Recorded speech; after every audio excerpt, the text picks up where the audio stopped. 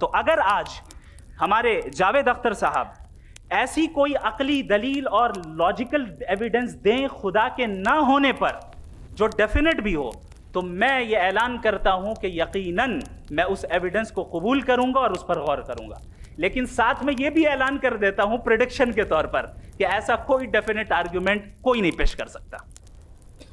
یہ طریقہ دراصل اہل بدعت کا ہے، جو اسی کو اصل دین سمجھتے ہیں، جیسے کہ امام مالک رحمہ اللہ کا قصہ گزشتہ درس میں بیان کیا گیا تھا کہ ایک بدعتی آیا اور اس نے کیا کہا کہ آپ کے ساتھ میں مناظرہ کرنا چاہتا ہوں۔ امام مالک رحمہ اللہ نے کہا کہ اس کا نتیجہ کیا ہوگا، ملے گا کیا مناظرہ کر کے تم سے؟ کہا کہ ہم میں سے جو جیت جائے دوسرا اس کی بات مانے گا۔ امام مالک رحمہ اللہ نے کہا کہ اگر میں جیت جاؤں تو کہا کہ میں آپ کا دین قبول کر لوں گا۔ کہا کہ اگر تم جیت گئے تو آپ کو میرا دین قبول کرنا پڑے گا۔ پھر امام مالک رحمہ اللہ نے کہا کہ اگر تیسرا بندہ آیا اور ہم دونوں کو ہرا دے تو کہا کہ ہم دونوں اس کا دین قبول کر لیں گے۔ کہ اللہ کے بندے، اللہ کا دین کوئی کھلونا نہیں ہے کہ اسے عقل کے حوالے کر دیا جائے اور کوئی بڑا عقل والا آئے اور لوگ اس کے اپنے دین کو چھوڑ کر، کتاب و سنت کو چھوڑ کر اس کے عقل کی اتباع کرنے لگے۔ پھر اس سے کوئی بڑی عقل والا آیا، پھر کتاب و سنت کو چھوڑ کے اس کے پیچھے لگ گیا۔ تو اللہ رب العالمین کا دین کوئی کھلونا نہیں ہے۔ ایک مسلمان یقین کے ساتھ قرآن و سنت پر ایمان لاتا ہے، اسے شک و شبہ نہیں ہوتا۔ عقلی دلائل سے کتاب و سنت کو رد نہیں کیا جا سکتا۔ عقل کی شریعت کے اندر ایک مسلم حیثیت ہے، لیکن وہ کتاب و سنت کے تابع ہے۔ یہ اہل بدعت کا طریقہ ہے، معتزلہ، فلاسفہ اور ملحدین وغیرہ کا، کہ یہ عقل کو نقل پر مقدم کرتے ہیں۔ لہذا ان کے یہاں اصول ہے کہ اصل چیز عقل ہے اور کتاب و سنت اس کے تابع ہے۔ کوئی چیز کتاب و سنت کے اندر موجود ہے، اگر عقل کے اندر آئے تو قبول کریں گے، ورنہ ہم اسے شریعت نہیں مان سکتے۔ عقل کے خلاف دین نہیں ہو سکتا ان کے یہاں۔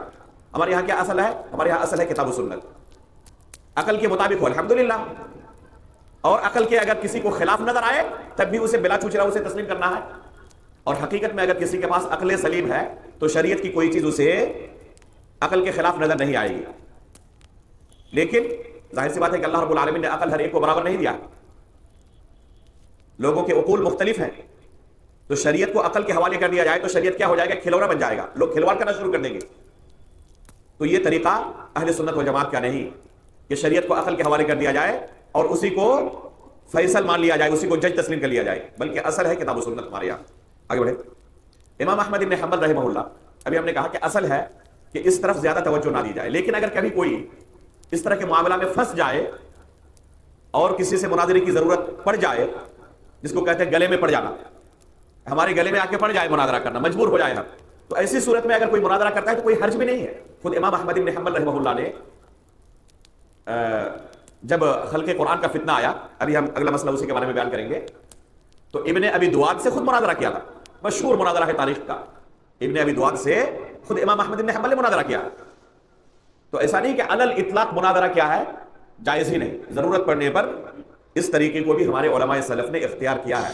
دیکھیں، ہم یہاں پہ یہ بات کہنا چاہتے ہیں، مفتی صاحب نے ڈاکٹر جاوید اختر کے سامنے تو خدا کا وجود ثابت کیا ہے، چلو یہ بات ٹھیک ہے، لیکن مفتی صاحب نے جو یہ بات کہی ہے نا اپنی عقل کی بنیاد پر کہ اگر تم یہ چیز ثابت کر دو تو میں تمہاری بات مان لوں گا، یا ڈاکٹر ذاکر نائک ہو وہ بھی اس طرح کے کئی دعوے کرتے ہیں کہ اگر تم بائبل سے یہ چیز دکھا دو تو میں کرسچن بن جاؤں گا۔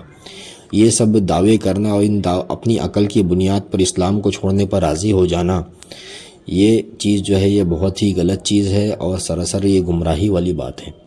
اسلام ہم کو اس بات کی اجازت نہیں دیتا کہ اپنی عقل کی بنیاد پر تم اپنی عقل کی مطلب ایک انسان اپنی عقل کی بنیاد پر اسلام کو چیلنج کر دے۔